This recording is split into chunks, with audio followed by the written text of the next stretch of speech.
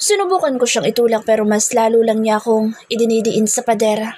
Mas lumakas ang hagulhol ko, lalo na nang punitin niya ang blouse ko kaya mas naging expose ang itaas na bahagi ng katawan ko sa kanya. Napangisi siya na parang isang adik.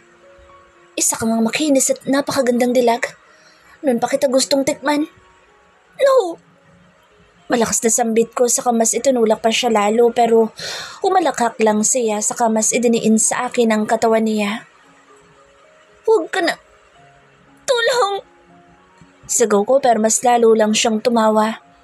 Mapaus ka mang kakasigaw. Walang makakarinig sa'yo. Pumayag ka na, mabilis lang to.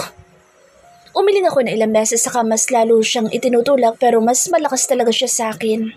Mas lalo ako nakaramdam ng takot at awa sa sarili ko nang magsimula siyang kumalik sa leeg ko. Nagpupumiglas ako pero pinipirmi niya lang ako. Mabilis akong pumikit habang umiiyak dahil sa pandidiri. Iwan! Nasabi ko habang lumuluha dahil sa pambababoy ng matandang ito sa akin. After that, naramdaman ko na bigla na lang may pwersang humila sa manggas para umalis sa harap ko. Mabilis ako nagmulat at nakaramdam ako ng ginhawa nang makita ko sa Ivan. Gusto ko siyang tawagin pero tanging paghikbi na lang ang nagawa ko. Damn you! He shouted before punching our principal straight in his face. Kaagad na napaupo ang principal. Kita ko ang tindi ng pagkuyom ng kamao ni Ivan. Pinaulanan niya pa ng suntok ang principal habang nasa sahig. Nanghina ako ng tuluyan kaya napadaos-dos na lang ako, paupo sa sahig habang yakap-yakap ang sarili ko. I sobbed really hard. Shit! Ivan cursed before running towards me. Kaagad niya akong pinatayo at niyakap ng mahigpit. Umiigting ang panga niya kaya kaagad akong yumakap sa kanya ng mahigpit. Nanginginig ang katawan ko dahil sa takot. Nang tingnan ko ang principal ay kasalukuyan na itong walang malay habang naliligo sa sariling dugo. Don't! Evan cursed again. Mabilis niyang hinubad ang itim niyang coat saka ibinalot sa akin. Iyak pa rin ako ng iyak. Hindi ko magawang bumitaw sa kanya dahil sa takot.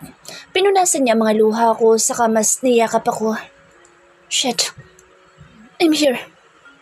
Yumakap ako lalo sa kanya. Shit! I'll make him like a rat inside the jail. Madiin na sambit niya saka itinago ang mukha ko sa dibdib niya.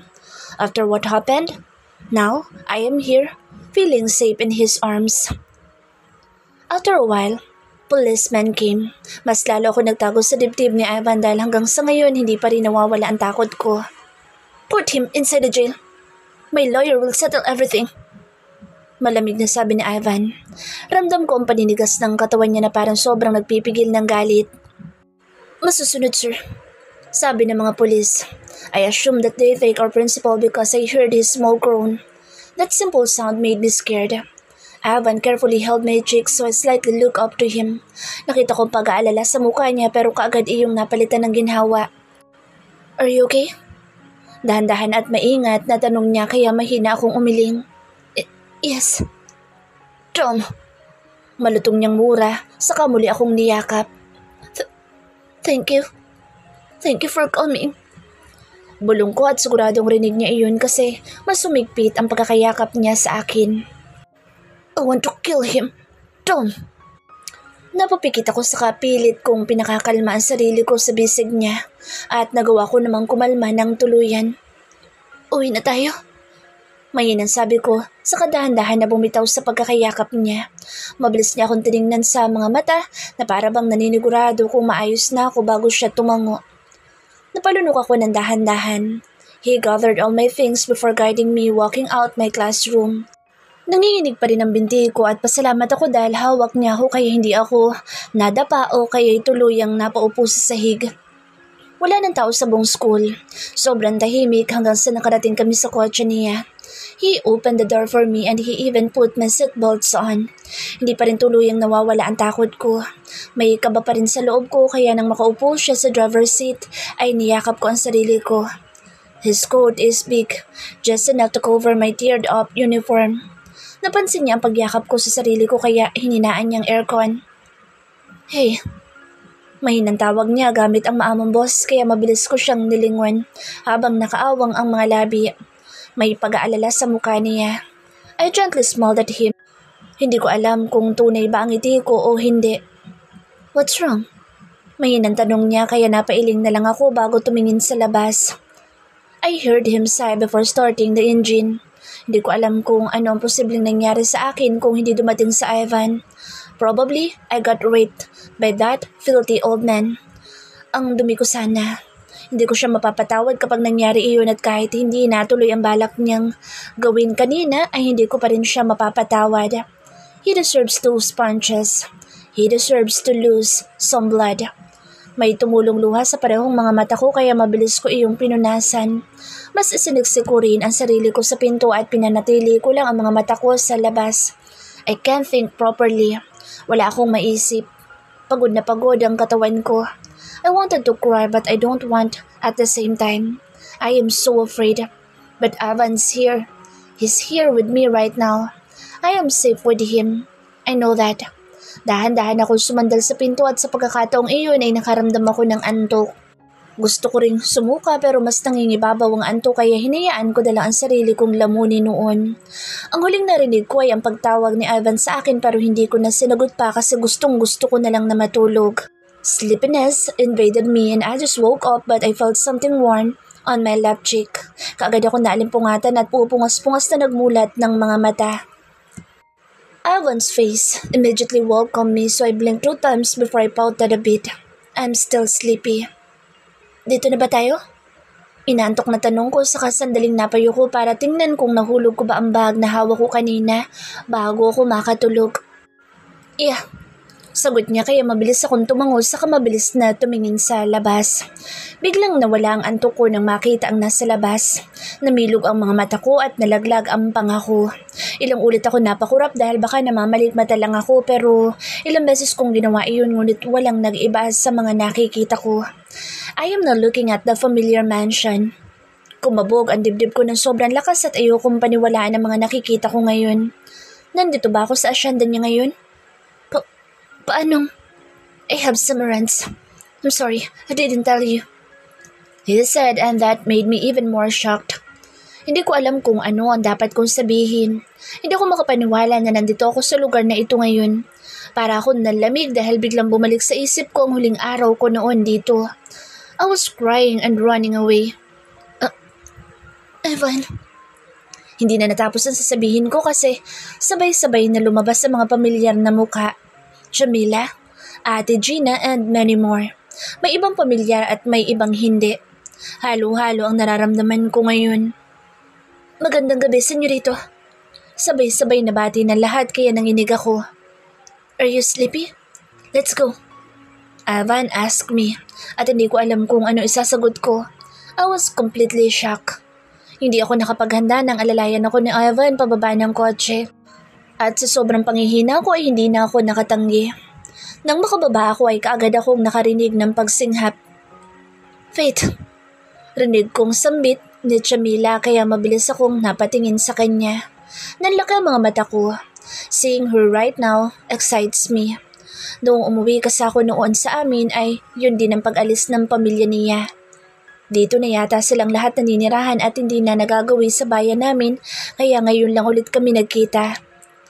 Ate slightly waved at me with her shocked expressions. Hindi ko talaga alam ang gagawin ko kasi gulat na gulat ako. Senyorito, naganda po kami ng hapunan para sa inyo.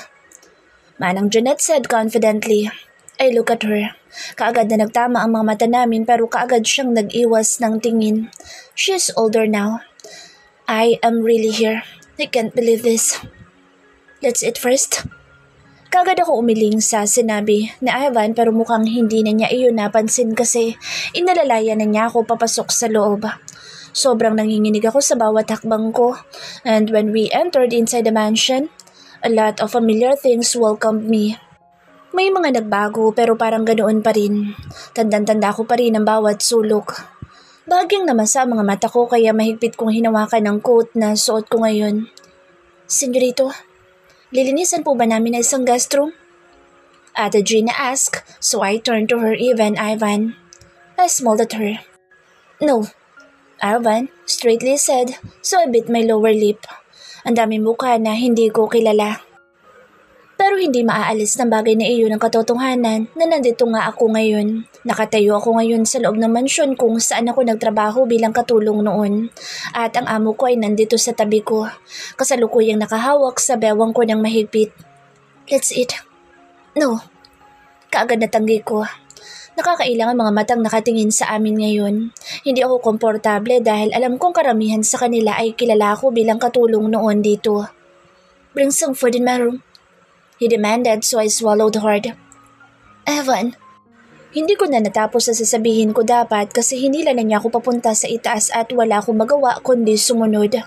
Bawat paghakbang ko, iba-ibang mga alaala ang pumapasok sa isipan ko. Our first meeting, first kiss, first touch, and even the first interaction. Hindi ko maalala kung kailan talaga ako nahulog sa kanya. Basta alam ko na simula pa lang ay nahuhulog na ako hanggang sa tuluyan akong nalubog. Evan! Nababahalang sabi ko pero nabuksan na niyang pamilyar na pintuan. A huge room welcomed us. Kusa nala ako natahimik. Black bed, black sheets, and white paint. I can't clearly remember how it looks before. Wala sa sariling inilibot ko ang tingin ko sa buong kwarto nang makapasok kami. At yun din ang pagbitaw niya sa akin. I have to do some important things here. So we'll stay here for a while. Sabi niya sa mabilis na nagubad ng damit pang itaas. Nangihina ako na paupo sa malambot na kama saka napatulala na lang. Hindi ko naisip na sa araw na ito ay muli ako makakatapak sa lugar na ito. Ang dami nangyari, parang hindi makaya ng utak ko. Kaagad ako nakaramdam ng hilo kaya bahagi akong napahawak sa magkabila kong sentido. I'll let someone buy your clothes tomorrow. For now, just use mine. Tuloy niya. Nahihilo ako. Wala sa sariling sabi ko. What? Parang pinupukpok ang ulo ko. Nahihilo na ako. I felt his presence beside me and just a snap. Kagad niyang hinubad ang coat na suot ko sa kadahan-dahan niya kung pinahiga. Nakapikit pa rin ako. Nahihilo ako. Siguro dahil sa biyahe. At parang nasusuka din ako.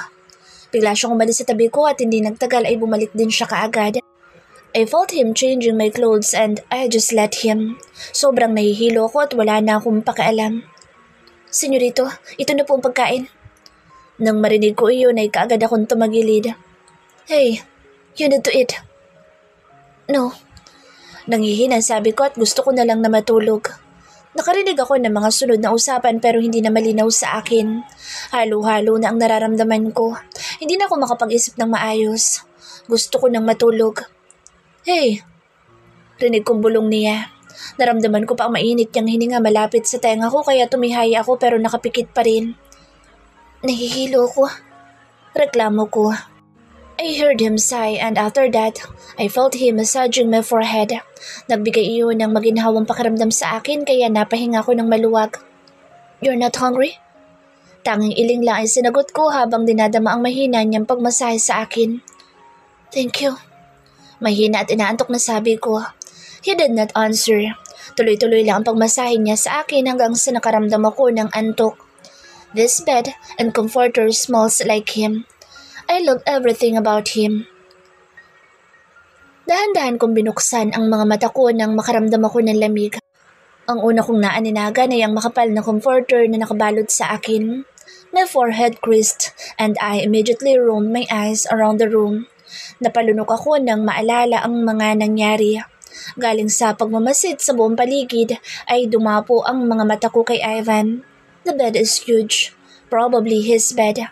Ang layo niya sa akin. Ivan. Mahinang tawag ko sa kanya at hindi ako makapaniwala dahil kaagad siyang napamulat. Mahinang pagtawag ko kaya hindi ko akalaing magigising siya kaagad. Your head is still hurting? Medyo paos na tanong niya habang papikit-pikit pa dahil sa biglaang pagkagising. No. Mahinang sambit ko. He's too far from me. Hug. Mahinang sambit ko saka ako na mismo ang lumapit sa kanya. I felt him stiff because of what I did but I don't care. Inuunan ko ang ulo ko sa isang braso niya saka siniksik ko ang muka sa dibdib niya. Hindi niya ako niyakap kagaya ng dati niyang ginagawa kaya napahinga ko ng malalim. He's not done yet about proving something that I don't need. Hey! May nasabi niya pero mas inilapit ko ang katawan ko sa kanya. In this way, I felt the warmth that I needed. I'm cold. Mahinang bulong ko. Tom. Malutong na mura niya at matapos noon ay naramdaman ko ang pagyakap niya sa akin ng mahigpit at siya rin mismo ang nagbaon ng mukha ko sa dibdib niya. This is what I want. This is what I love. Muli na naman akong dinalaw ng antok sa pagkakataong iyon at mas sumimbing ang tulog ko. I am not sure but I think I have a smile plastered on my lips that night while hugging him. Masyado yatang napahimbing ang tulog ko at noong magising ako kinaumagahan ay kaagad ako napadaing sa sakit ng ulo ko. I moaned because my head is truly hurting. Nanatili ako nakapikit habang paikot-ikot ng higa dito sa malambot na kamang hinihigaan ko ngayon. Ilang sandali pa ay narinig ko ang pagbukas at pagsara ng pinto kaya doon ko dahan-dahan na binuksan ng mga mata ko para tingnan iyon. My lips parted when I saw Ivan coming in. Dahan-dahan akong umupo galing sa pagkakahiga habang nakatingin sa kanya. Napapikit pa ako ng bahagya dahil sa sakit ng ulo ko pero naging maayos rin naman kalaunan. Anong oras na? Mahinang tanong ko.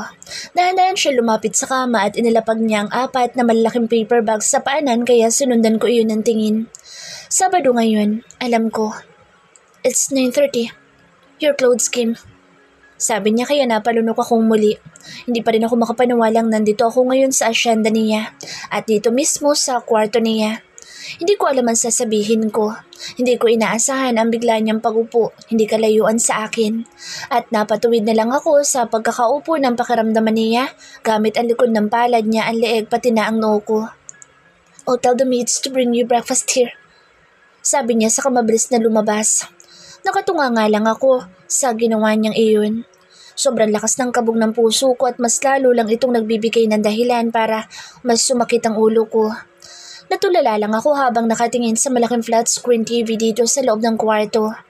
Bumalik lang ako sa ulirat nang muli siyang pumasok. Uuwi, let's stay here for a while.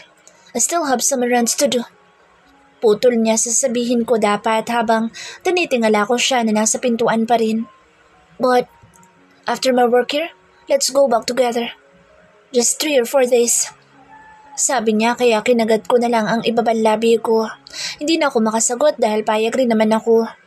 Ilang sandali pa ay sabay kaming napalingon sa pinto nang biglang may kumatok. Si Ivan na nagbukas ng pintuan kasi nasa malapit lang siya. My eyes widened when I saw Ate Gina holding a tray of food. Magandang umaga po. Ito na po ang pagkain, senyorito. Naiilang at nahihiya na sabi ni Ate Gina. Ni hindi man lang dumapo ang mga mata niya sa akin. Just put it in the table and leave. Ivan coldly said. Sinundan ko ng tingin ang mabilis na paggalaw ni Ate Gina hanggang sa makaalis siya. Nakakailang na makita dito mga naging katrabaho ko and they are still here. Parang kailan lang. Hindi ako makapaniwalang ilang taon na rin ang lumipas at matagal na pala. We can go to the hospital later for your check-up. What? I am not sick. Angal ko kaagad pero bahagyan niya lang akong tinaasan ng kilay. Just to make sure. No. Giit ko kaya tahimik niya na lang na kinuha ang pagkain sa lamesa sa salaset nitong kwarto niya at dahan-dahan na inilapag sa tabi ko. I saw 2 sets of breakfast. Isa lang ang ibig sabihin nito. Hindi pa rin siya kumakain. Mabilis siyang umupo at nasa pagitan namin ng mga pagkain. Nahuli ko pa ang paninitig niya sa akin kaya bahagi ako napanguso. Bago ko ibinalik ang tingin ko sa mga pagkain. It's a soup and a sandwich. May fresh orange juice din. I'll visit the plantation later. You'll stay here. Sabi niya kaya napakunot ang noo ko. What? Nasabi ko at bahagyang gumalaw para maharap siya. Kaya naalis ang comforter na tumatabon sa hita ko. Ngayon ko lang din napansin na isang malaking puting t-shirt lang pala ang suot ko ngayon at naka-Indian sit ako ngayon. His eyes followed my thighs and it stayed there for a couple of seconds before he looked at me in my eyes again. Eat and change your clothes. Mas lumamig ang tono ng boss niya kaya napanguso ulit ako. Nakaramdam ako ng pagkauhaw kaya kinuha ko ang orange juice saka nakalahati ko iyon kaagad. Wala akong ganang kumain pero gutom ako. I don't like soup and sandwiches. Tinignan ko lang ang mga pagkain habang hawak ko ang juice. Iba't ibang mga pagkain ang pumapasok sa isip ko kaya mas lalo ko nakaramdam ng gutom. Eat. Gusto ko ng sinigang. Sabi ko kalaunan sabay tingin sa kanya. Napakunot ang noo niya doon. Sinigang? Yung maasim. Gusto ko ng sinigang. I don't want this. Sabi ko sabay turo sa mga pagkain nasa harap namin. Hindi ako maarte sa pagkain pero ngayon hindi ko talaga mapigilan ang sarili ko. Later, try to eat even a sandwich. Sabi niya pero umiling lang ako saka mabilis ang inubos ang turang juice sa baso ko bago ako tumayo. Kunot ang noo niyang tumayo na lang din. He towered over me so I looked up. Hindi ko alam kung ano itsura ko ngayon. I just don't look nice. I am sure of that. What is it again? Sinigang? Yes. Ouch!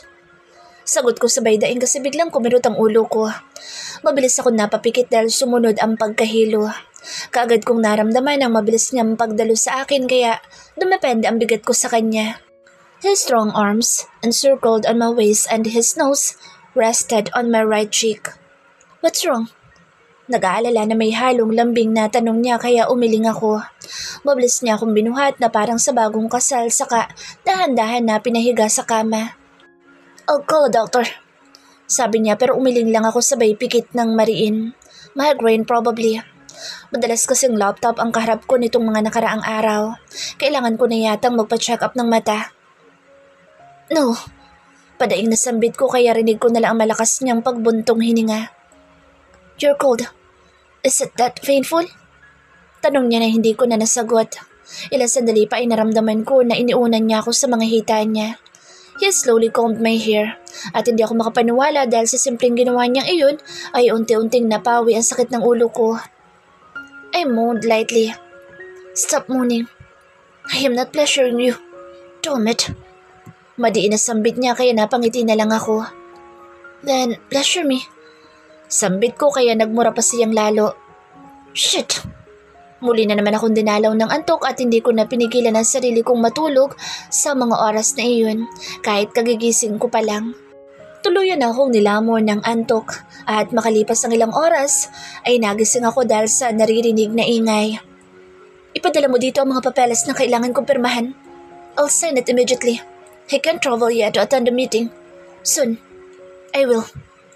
Nakita ko si Ivan na walang damit pang itaas sa veranda. Kasalukuyan siya na may kausap sa phone kaya dahan-dahan akong bumangon para pagmasdan siya. I can't travel yet and I can't leave this place, he said. Nakakasilaw ang sikat ng araw na galing sa labas pero kahit ganoon ay pilit ko siyang pinagmasdan. Umahapdi na rin ang mga mata ko dahil sa tagal na tulog ko. Nang mapalingon siya sa akin ay kaagad na nagtama ang mga mata namin. I'll talk to you later again. Just do what I said. Mabilis na sabi niya sa kausap sa kadahan-dahan na ibinaba ang cellphone. Napalunok ako ng mariin saka nag-iwas ng tingin, lalo na noong nagsimula siyang pumasok sa loob. Nagpaluto ko ng sinigang. Are you okay now? Mahinang tanong niya sabay upo sa paanan ng kama dahil isang tangulang isinagot ko. I feel so sticky. Ngayon pa lang alam ko nang kailangan kong maligo. And I put your clothes inside the closet.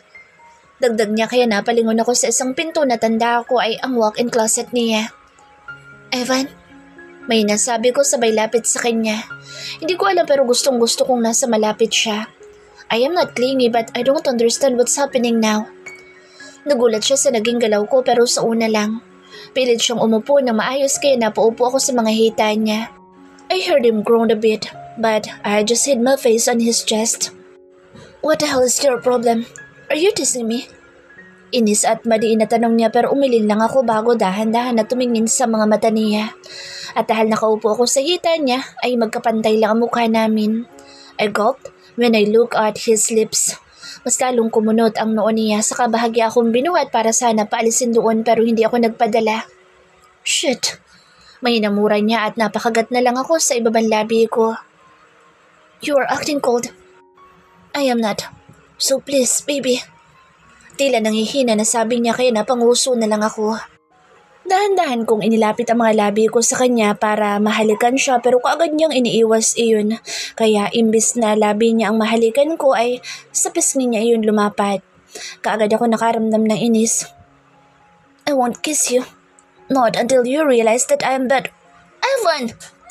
Inis na sigaw ko na pero umigting lang ang panga niya. You are such a tease.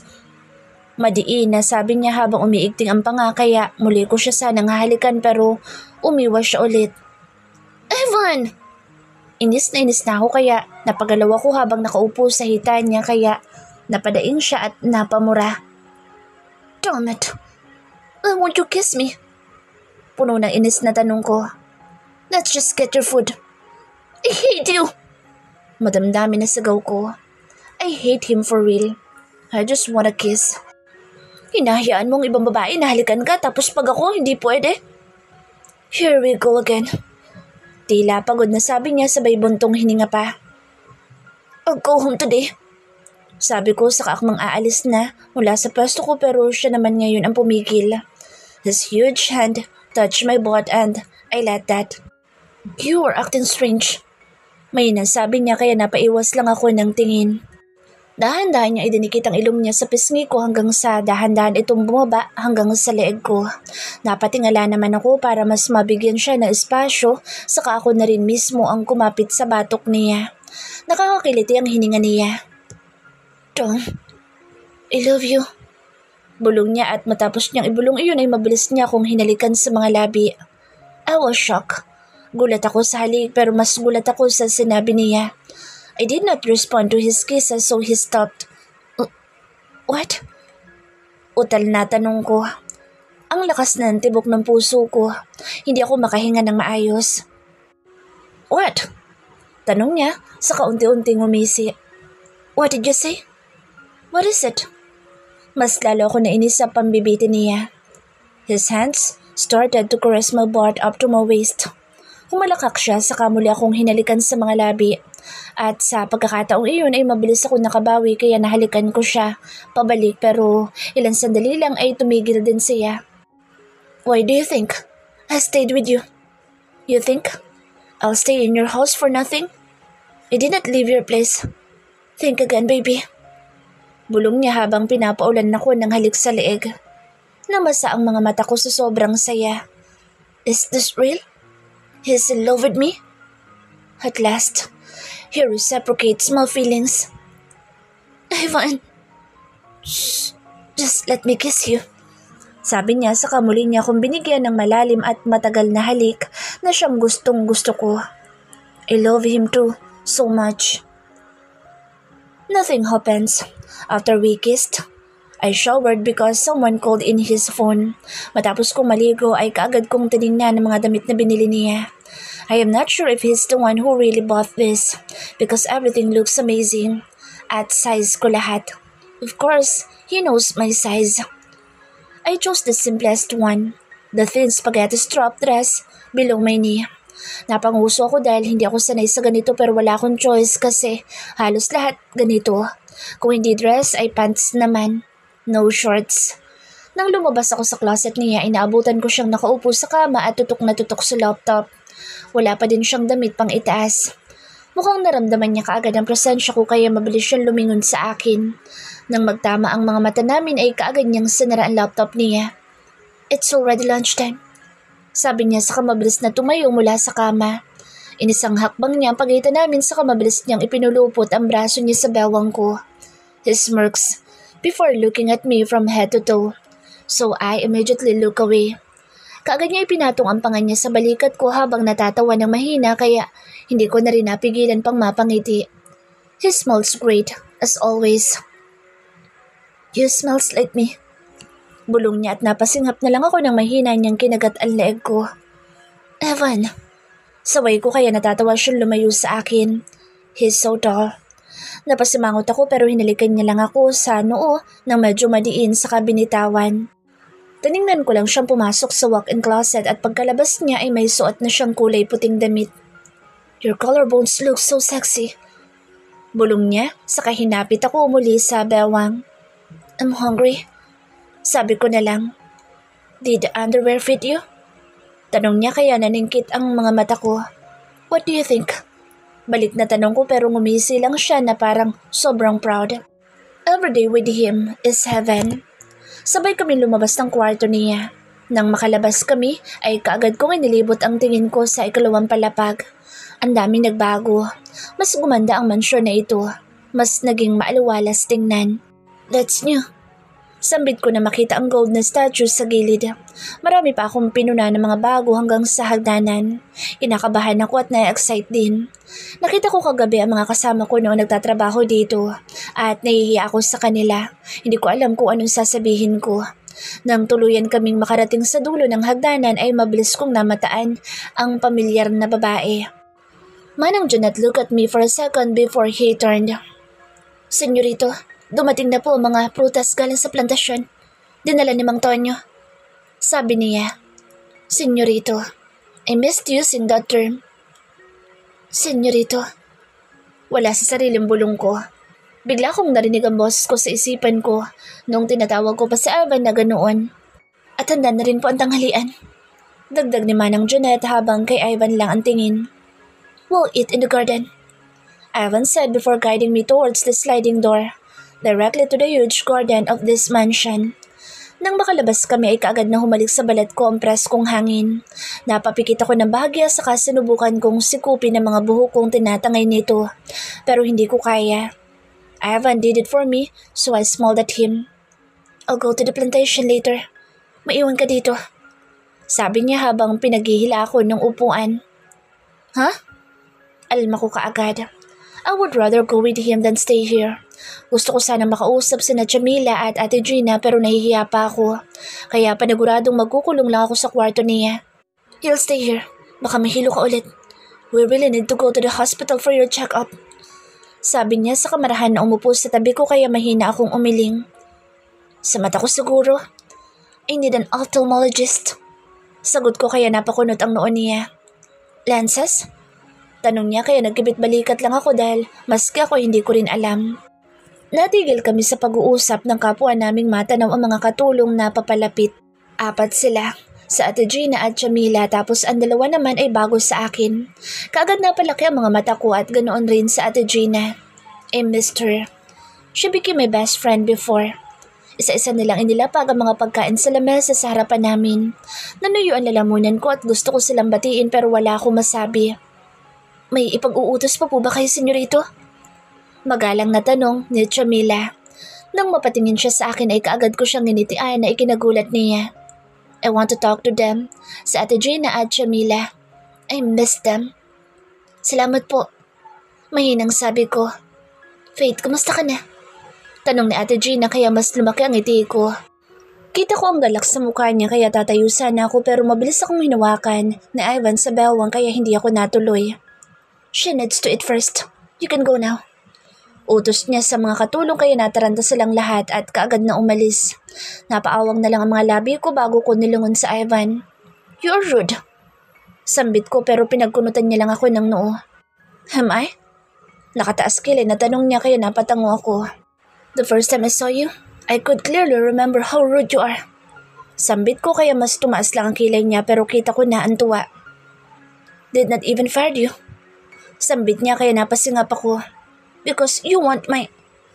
Here we go again. Just it. Sabi niya kaya ako naman ang tumawa ngayon. Nagniningning ang mga mata ko nang makita ko ang sinigang na gusto ko.